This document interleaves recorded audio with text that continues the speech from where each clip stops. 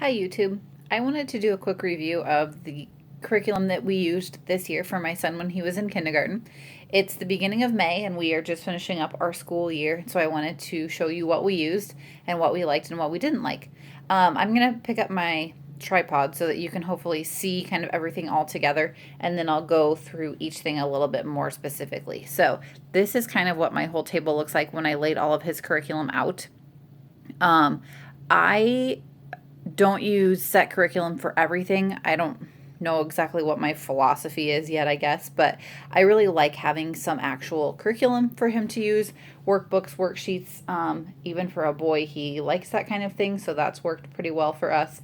But there's some stuff as we go through that I didn't really have curriculum for, and we just kind of went with whatever we thought would be a good idea. So I'm going to start kind of at the top of his checklist, and just go down the list. That'll keep my brain in order. So this is the checklist that he uses every week, and it just tells him what he's supposed to do, and then he goes through and checks them off when he's done. So some of them say none because we're finishing up our year, so he's done with some of his books. So for Bible, the main thing that we're using this year is the What's in the Bible DVDs. They're done by the creators of VeggieTales, and we absolutely love them. My 6-year-old loves them. My 4-year-old watches them. The things that they remember from them amaze me. So they've been great. There's 13 DVDs in the series, 9 Old Testament, and then 4 in the New Testament, and they are phenomenal. We really enjoy them.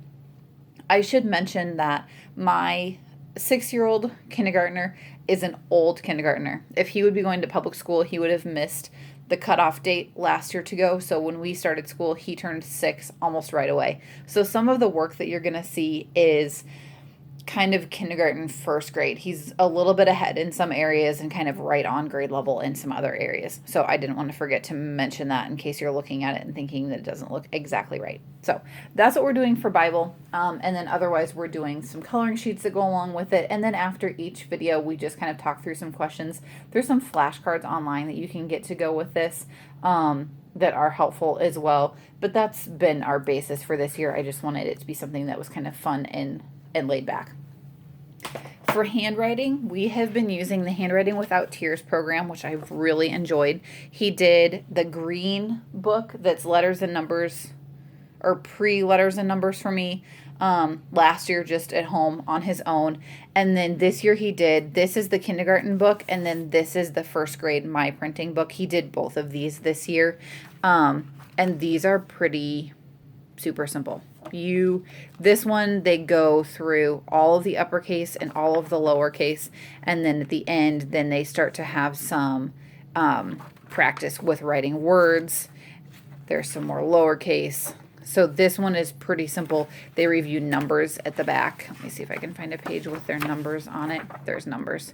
So he did this one kind of before Christmas break, and then after Christmas break we did the printing one. It goes through the letters. Again, their lines are a little bit smaller, so they have to start writing a little bit smaller, and there's a lot more word practice. Here towards the end were even some whole paragraphs. So he did both of those books this year, and then we'll move on to the second grade book next year, which actually also has a kickstart to cursive part as well. So we'll see if he's ready for that. But we did the Handwriting Without Tears this year, and we really liked it. I don't use the teacher's guides for these. I bought it for preschool, the preschool book, and I didn't use it hardly ever. If somebody gifts me one, I keep it in my stash just in case I need to look back on it, but I don't buy the teacher's guides for those. For math, we're using Matthew C. Alpha is actually the book that's recommended kind of for first grade, but again, my son is a little bit ahead in some areas and right on in some other areas. When he was staying at home for preschool last year, we actually did the primer book, which is recommended for kindergarten. This book is super basic. At the beginning, they're literally counting 1 unit, and then they circle the 1. When we started this book, my son had no idea how to even write numbers. Not a clue. So somewhere in here, they're going to start actually writing numbers. And you can see they're pretty terrible, but he had no idea what he was doing. So he was 4 and 5 when we worked on this book. So then we actually did the alpha book this year, which is basic single digit addition and subtraction. With the primer book, it covers a whole wide variety of things. Some basic addition, telling time, counting the units, writing numbers, all that kind of stuff. It's the one book in the Math UC program that isn't considered a mastery book, because they say that everything that's in the primer book is going to be focused on in whatever level it fits. So you don't have to necessarily go through and spend tons of time in the primer book. So he did alpha this year. This is the first book that comes with a test booklet. It's just this little skinny book, and there's a lesson test and then unit tests for each one. So there's an example of a subtraction test. So he did really well on this. We're going to spend the next few weeks before we finish up our school year just working on flashcards and making sure those facts are really ingrained in his memory before we move on to the next book, which is beta. There's a teacher's manual that you order with this and a DVD that you can watch Mr. Demi, and he does the lessons for them, and then you go practice them on your own. So we've really liked this so far. For reading this year, we are using the Ordinary Parent's Guide to Teaching Reading. I really struggled. This is something we did not start at all until this year because I was worried that reading was going to be our most challenging subject. My son is a perfectionist, and he doesn't like to try and do things until he knows how to do it.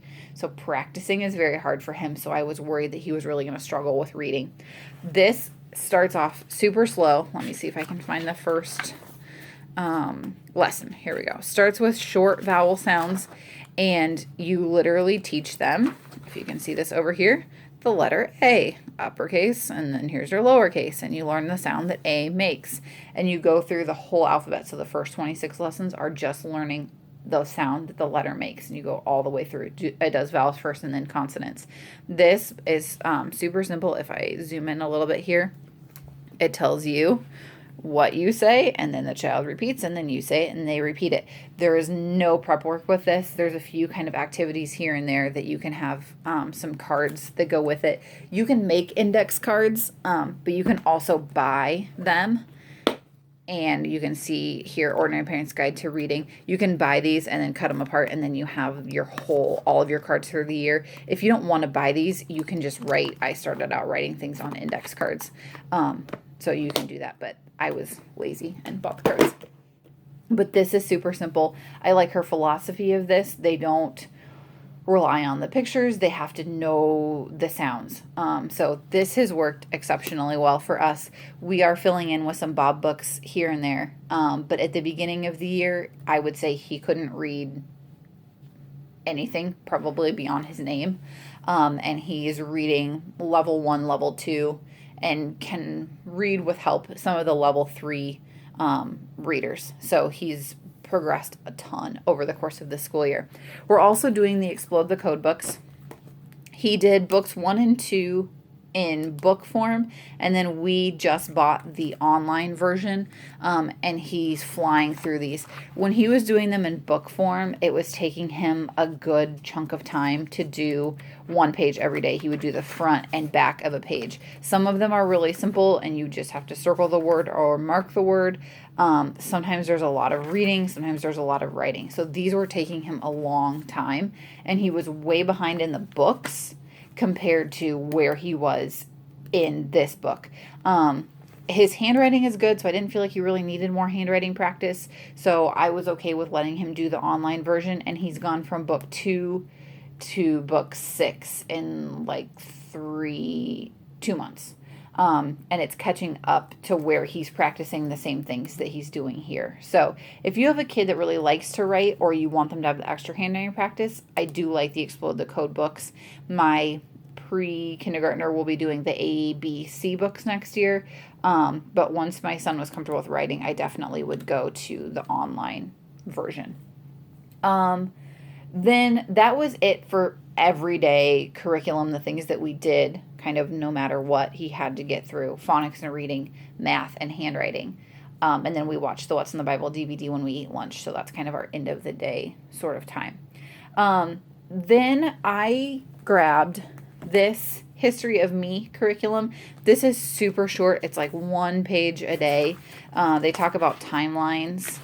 I'm going to see if I can find the table of contents for you. There isn't a table of contents. I had to go through and count them. Now that I'm saying that, I remember that. Talks about timelines and what a timeline is and what it does. Here's the history of me. So he has where he was born and when and what his parents' names are and that kind of thing. And then it goes through, there's family tree. Then it talks about the history of houses. Then it talks about your city, your town, your state, your country. And these are super simple. He really enjoyed this and really likes history.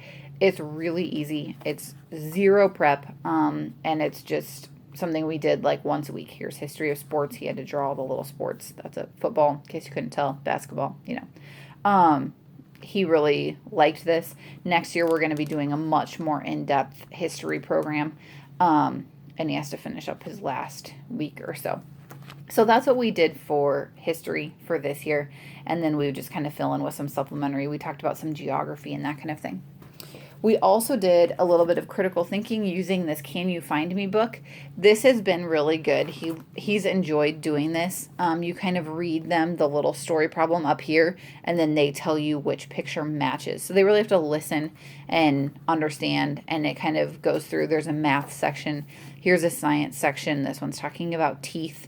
It's been fun. He likes these. We usually do like just 3 or 4 pages a week. One day we'll do critical thinking. So he's enjoyed this. This is obviously the kindergarten grade level. I didn't want to spend tons and tons of money and have a whole huge program on critical thinking, but I wanted him to start using some of those thinking skills. Science, we did science, but it was usually just whatever he wanted to do. We did much more kind of unit study or interest-based. He has an obsession with the weather, so I think we spent like forever talking about weather. Human body, we did a couple of different things, and I bought some little books. Some days we just did experiments. He has like a little mix and measure science set that has some experiments in it. We've talked about magnets. We went out and collected leaves and talked about different parts of leaves. So that one I didn't have a set curriculum. Next year we will. I wanted kindergarten, to be somewhat laid back. He's never been in public school, so he doesn't really know what that's like. But I didn't want to be spending hours and hours and hours doing worksheets. I did want him to get some of these core things, the math, science, reading, handwriting, that I really wanted to start getting a good idea of where he was at with those, and then just kind of have some fun with the other stuff. So that's the curriculum that we used this year. I'm keeping in line with most of the same things. We're adding in history. We're going to be using the history that comes from Answers in Genesis. Diana Waring, I think, is the author. We're going to start that next year. We're going to start a true science program. But otherwise, we're going to stick with Matthew C. We're going to stick with Handwriting Without Tears. We're going to finish up Explode the Code. Ordinary Parents Guide has a language, first language lessons, and then writing with ease that kind of go along with it that we're going to add into our reading base. So that's where we're headed. If you have questions about curriculum, it's one of my obsessions. My husband could tell you I spend forever looking at curriculum, and that's probably just the teacher in me. So if you have questions or ideas about curriculum, I would love to help you out. Just leave me a comment below. Hope that helps. Thanks.